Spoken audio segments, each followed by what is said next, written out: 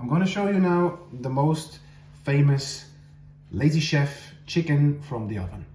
It's a recipe that has been praised a lot of times, so I decided to actually give it a try and put it online so everyone can access it. It is not a dry chicken, it's a very juicy chicken. That's why you're going to need a big roasting tray that it can slowly leave all the sauce that comes out from the chicken and stays in the roasting tray. What you're going to start with is three big soup spoons of mustard. And what you'll do is that you can make a little hole in it like this. So out of 3 spoons of mustard, you make a little hole of it. And then we start preparing other ingredients like sweet pepper, sweet paprika. You're gonna use 1.5 of tablespoon of the sweet paprika.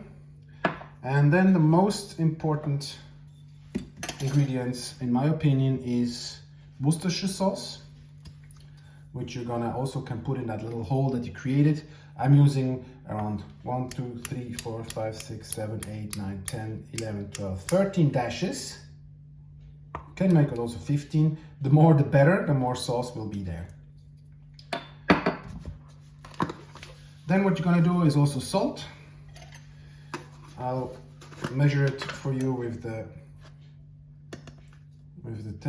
tablespoon. So I'd say a half of a tablespoon, a little bit less, a third of a tablespoon of salt. And if you have, it's not necessary, some herbs, Italian or French herbs, just to give it a little bit of a different or more versatile flavor, around 1 tablespoon. Then what you're gonna do is, if you have a glove, use a glove. If you don't have a glove, no matter. Probably most of us have in the kitchen somewhere these kind of bags, simple bags for putting fruits or sandwiches inside. And since I'm called the Lazy Chef, I'll tell you later a little bit more about it. I also use this and it works pretty well. So what you're gonna do first is marinate, like mix it a little bit. So, and then you're gonna put it all over the parts that you're gonna eat later, which is the breasts, the legs. You can also turn it around, put a little bit at the end on this side here. With the bag, it's a little bit sometimes falling off, but that's okay. It's better than just having dirty hands. You have to wash your hands all the time. So, when it's marinated like this, everywhere is a little bit of sauce. You could put it in the oven, but it will dry out rather quickly. So what I'm doing is I'm choosing a little bit of oil.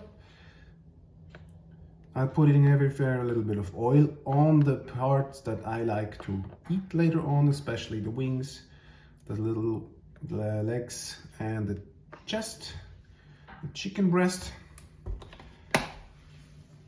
And then I'm doing again a little bag, just to put it all over where it's needed. Everywhere is a little bit of color. So you see, very simple, very easy, and now it can already go into the oven. The trick in the oven is that it is not too hot over time. You want to take that chicken and let's turn it on, turning ventilator. And for the first 10 minutes, choose 200. I'm gonna put that chicken just like this, 200 degrees. Then after 10 to 15 minutes, we'll turn it down to 180 degrees. And this entire time in the oven should be around 1.5 hours. If it's a small chicken, 1.5 hours is enough. If it's a big chicken, make it 140. Now let's watch this nice chicken 1.5 hours to become a Lazy Chef chicken. And until then, I can also tell you about myself and why Lazy Chef. Lazy Chef, I became a Lazy Chef because 10 years I was working in the kitchen as a professional chef, and then I stopped being a chef because I just found my passion also somewhere else, but I became a father. And since 10 years I am father of 2 beautiful children, and of course, if you have learned chef, you're gonna continue being a chef, especially at home if you have a family. So now I'm the chef that has to cook within 30 minutes per day, and that is what I'm doing normally. Now, this recipe here of this chicken here actually takes a little bit longer, but preparation time is around really like 10 minutes, not more. After 1.5 hours, you have to take it out. I'll show you how it's done later.